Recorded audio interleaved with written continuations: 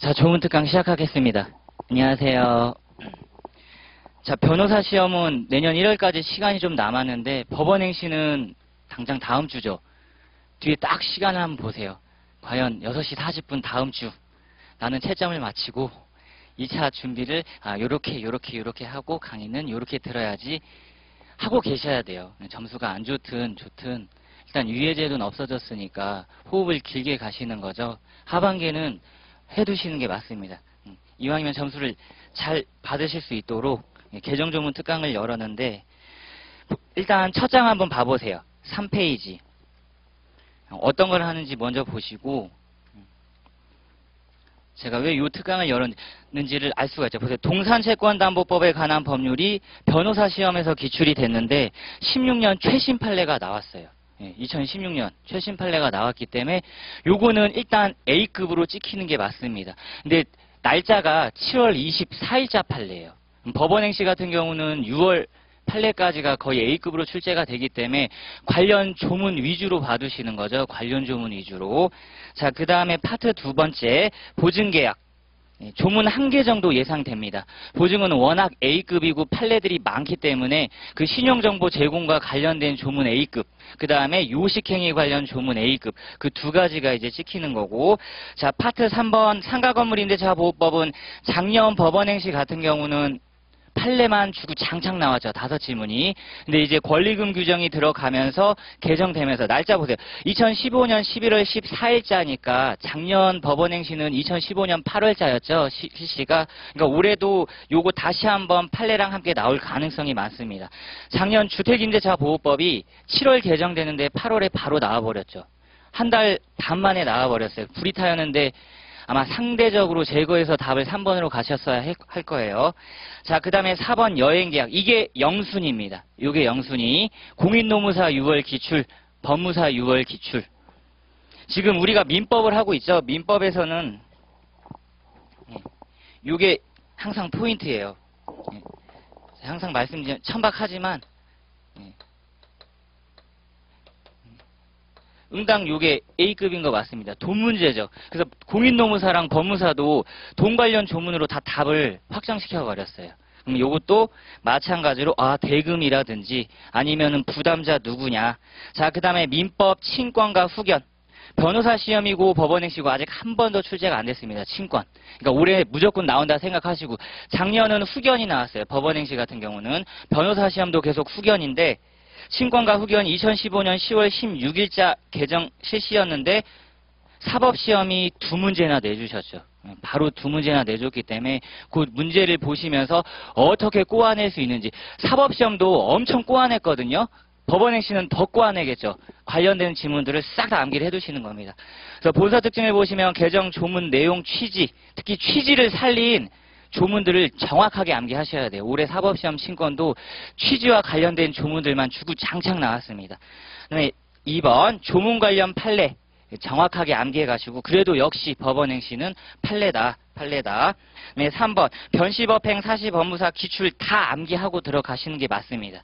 일단은 자, 그리고 4번 관련 판례를 통한 출제 유력 조문. 헌법 같은 경우가 대표적으로 그 부속법령 관련 헌재 판례가 뜨면 그 관련 부속 법령 조문이 함께 등장을 해주죠. 마찬가지라고 생각하시면 돼요. 자, 그 다음에 5번 개정 조문 관련 문제를 수록했으니까 한번 직접 같이 풀어보시면서 확인하도록 하겠습니다. 자, 일단 파트 첫 번째 동산채권담보 법률 2가지로 나눠서 하시되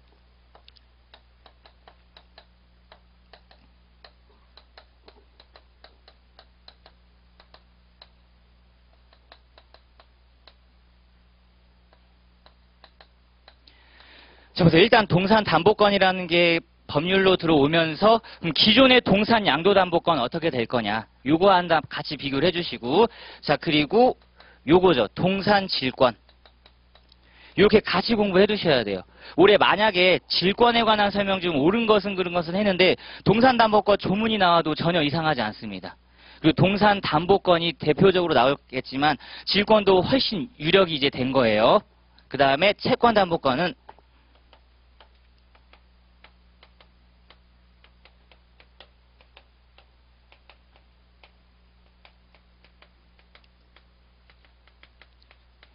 자, 요렇게 이제 함께 공부를 해주셔야 됩니다.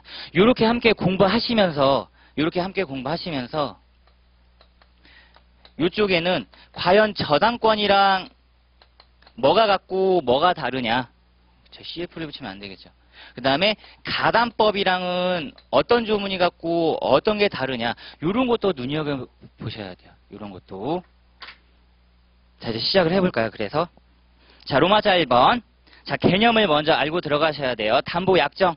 올해 사법시험 기출이 요러한 게 담보 계약에 해당한다. 그냥 일반 생 기본 개념이 나와버렸죠. 자, 담보 약정은 양도담보 등 명목을 묻지 아니하고 동산채권 지식 재산권을 담보 제공 약정을 의미한다. 그중 2번 동산담보권은 자, 보세요. 가로치기. 여러 개의 동산 또는 장래 취득할 동산, 장래 취득재산 들어갔고, 이제 여러 개.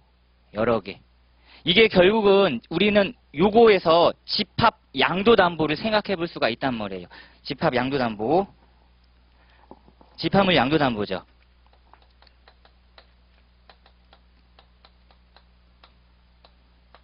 집합물 양도담보에서 종류, 장소, 수량이라는 개념이 나왔고 그거 특정되면 하나의 재산권으로 볼 수 있다는 판례가 있는데 동산담보권엔 이게 어떻게 규정화되는지 그리고 기존 양도담보에서 또 어떻게 얘기를 하고 있는지 비교 유의하시면서 보셔야 돼요. 그 다음에 3번 채권담보권 역시 자 금전지급 목적 지명채권입니다. 지명채권.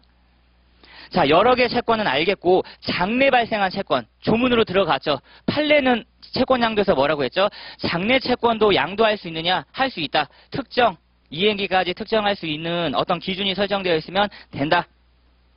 자, 그리고 4번이 바로 동산담보권의 특징입니다. 취지가 나온 조문이 나왔죠. 적용 범위자들 두 번째 줄 보시면 법인 또는 상업등기법에 따라 상호등기를 한 사람으로 한정한다. 취지를 보셔야 이게 이제 이해가 되시겠죠. 동산이기 때문에 동산은 되게 많잖아요. 두 번째 줄 보시면 개인의 생활필수품 등 일체 동산에 대해 담보 제공을 요구하는 등의 방법으로 제도를 악용할 우려가 있기 때문에 담보권 설정자가 제한됐구나. 제한됐어요. 제한. 그리고 요 놈은 부동산과 달리 물적 편성이 아닌 인적 편성주의를 채택하고 있다. 인적 편성주의. 취지 살린 조문 하나. 자, 그리고 이제 첫 번째 동산담보권의 목적물. 자, 조문 어떻게 들어갔는지 보실까요? 여러 개의 동산, 장래 취득할 동산. 자, 우리가 판례로 익히 알고 있는 종류, 장소, 수량, 종장수. 뒤에 봤더니 특정이란 표현 그대로 들어가 있고 자 관련 판례 직접 확인해 보세요. 동산담보법이 직접 적용된 사안은 아닙니다. 이게 기존의 양도담보권 판례예요. 올해 출제 유력이죠. 바로 요 2016년 4월 28일자 판례.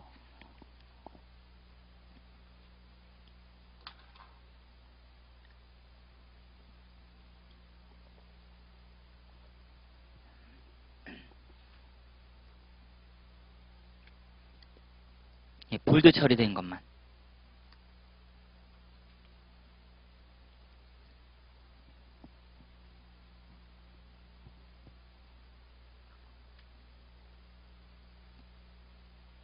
그리고 후단 밑에서 두 번째 문장을 기억을 잘해 주셔야 돼요. 향후 편입되는 것 역시 특정입니다. 특정. 향후 편입 밑에 역시 특정이다. 향후 편입.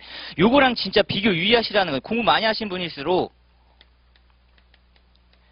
이거 아니죠? 지금 요거 얘기하는 게 아니에요. 성립의 문제에서 특정의 문제죠. 점유개정 판례가 뭐 있었죠? 이후에 증감 변동하는 목적물 그거 그 다음에 반입 반출됐던 거 맞아. 별도의 점유개정을 할 필요가 없다. 지금 그거랑 비교 유의하시라는 거예요. 특정의 문제와 점유개정을 별도로 갖추냐 그 문제를 정확하게 끊어서 기억을 하시라는 겁니다. 이런 문구 있었는데 별개의 점유개정 받을 필요 없다는 문구 있었는데 자 요것도 마찬가지로 향후 편입되는 동산이죠. 동산. 인도의 문제가 아닌 목적물의 문제입니다. 목적물의 문제. 목적물은 당연히 특정돼야 되죠. 대상은 특정돼야 돼요. 그 대상이 특정되면 점유개정으로 들어가면 그 이후에는 점유개정을 별도로 할 필요는 없지만 특정 자체는 돼야 된다. 목적물. 그러니까 찍히는 겁니다. 공부하시는 분들일수록 이게 왜 찍히는지 더더욱 잘 아시겠죠. 자, 그 다음에 2번 근담보권도 마찬가지로 최고액 특정. 최고액 특정. 근저당.